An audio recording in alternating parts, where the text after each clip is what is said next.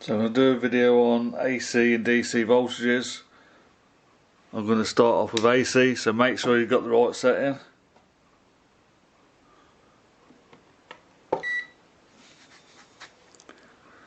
So if you don't have the right setting, if you've got it in the wrong setting, it can be dangerous. So make sure you get it in the right setting. It's a squiggly line, looks like that.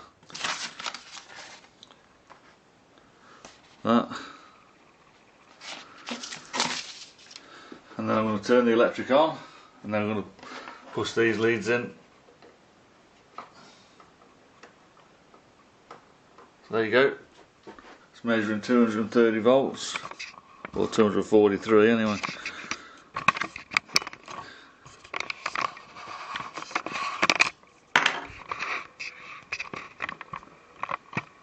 So 243 volts AC.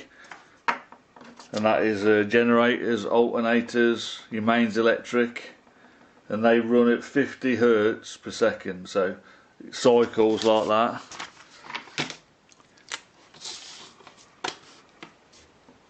Between positive and then negative, positive, negative. It does that 50 times a second, and that's how it does its work on in a piece of electrical equipment. I'll just show you that, so I'll flip it to Hertz. This is UK mains voltage, so it's going to be 50 Hertz. So it's cycling between positive and negative 50 times a second at 243 volts. True RMS that is, that's like an averaged out reading. And that is it. So make sure you plug in safe, make sure you've got the correct selection, and you can check the Hertz and the voltage. I'm going to do DC voltages now, so I'm going to select DC, which is just a flat line, like that. But it usually has a broken line underneath it like that. So that's batteries, your car electrical systems,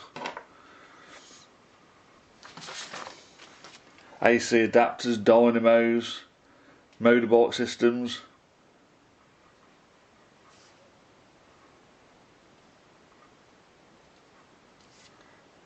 so basically I'm going to test.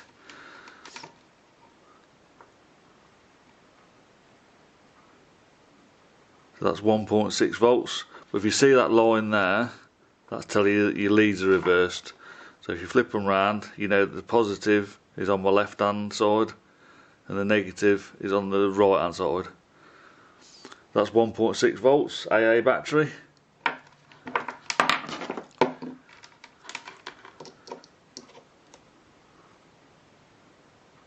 That's saying 8.2 volts, but it's also telling me that the leads are reversed, so if we put the positive this side, that line will go away.